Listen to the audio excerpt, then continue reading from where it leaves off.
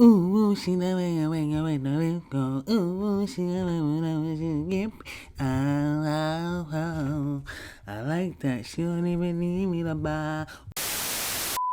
What's going on, you guys? It's your boy, The Real Moses of The Real Sports. Welcome back to another video. How are y'all feeling today? It's Friday, man. I'm feeling great today. Had a little jam session before I started recording, as you probably saw. I don't know if I included it in this video. But anyways, today we're going to be talking about Game 3 between why do I keep wanting to say the Lakers? The Clippers and the Suns Western Conference Finals. So let's get into it. First things first, props to Tyronn Lue, man. The Clippers call him the Bill Belichick of basketball, and I agree because this man just keep making adjustments after adjustments. Not only does he keep making the adjustments after adjustments, he makes the correct adjustments needed. He heard that CP3 was coming back for Game 3. He said, all right, I'm going to raise y'all one, and I'm going to insert Terance Mann, who I originally sat in Game 2 because we needed some more defense and productivity off the bench.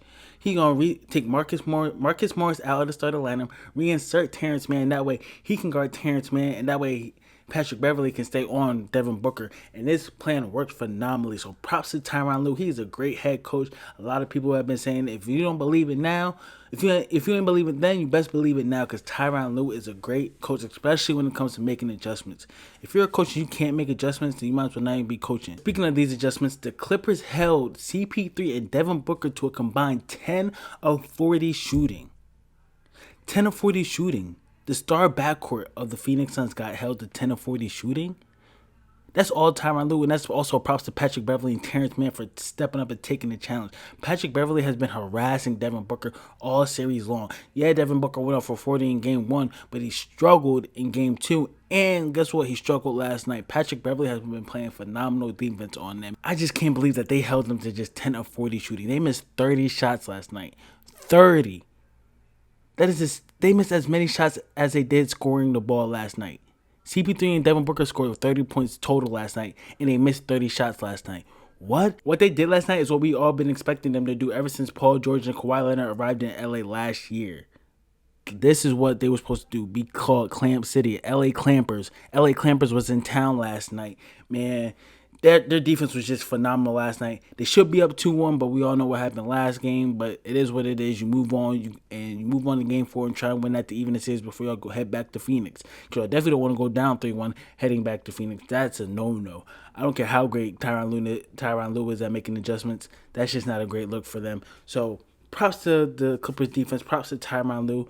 And yeah, and some other notable stat lines is that Paul George had big 27 points. Despite him struggling from the field, he shot 35% from the floor, but he had 27 points, 15 rebounds, which is major, and 8 assists. Reggie Jackson contributed 23 points. Zubac had a big double-double of 15 points and 16 rebounds.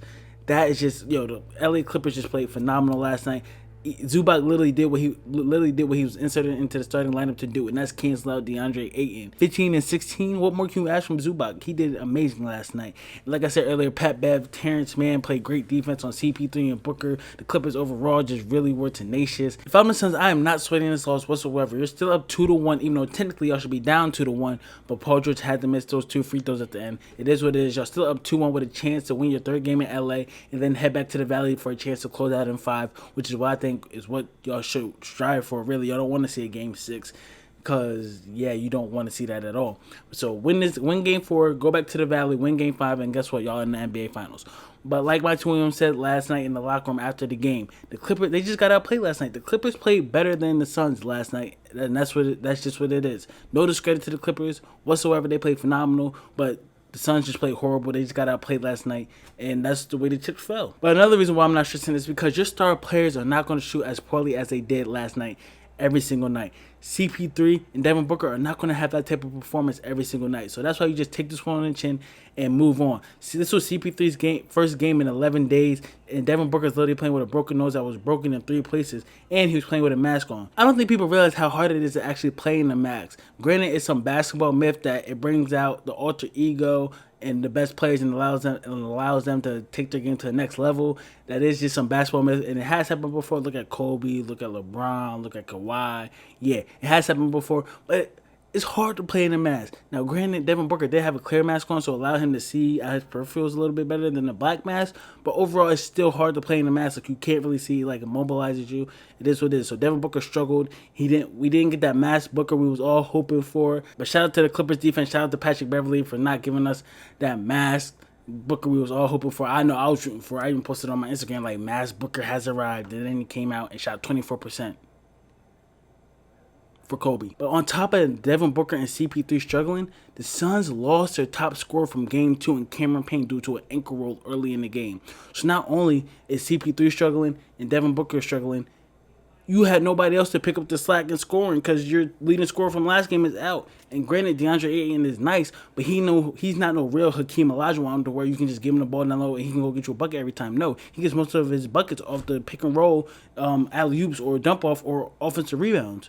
So when CP3 and Devin Booker are struggling, who do you go to? Especially with Cameron Payne out. Cameron Payne left early with an ankle roll. Outside of Cameron Payne, CP3, and Devin Booker, nobody else on the Suns can really go get their own bucket when you need it. So that was just a recipe for disaster. If I'm the Suns, I'm really just throwing this game away. I'm going to watch some film to see what you did better. So if I'm Monty Williams, I am not sweating this loss. Yes, we have to make adjustments, but it's more about us playing better overall heading into game 4 for us to have a chance to close out in game 5. It is what it is. You throw this game tape away. Everybody has their off night. CP3, Devin Booker, they had their off night. Oh well, move on. Y'all still up 2-1. So go into game 4 with it, looking to win your 3rd game.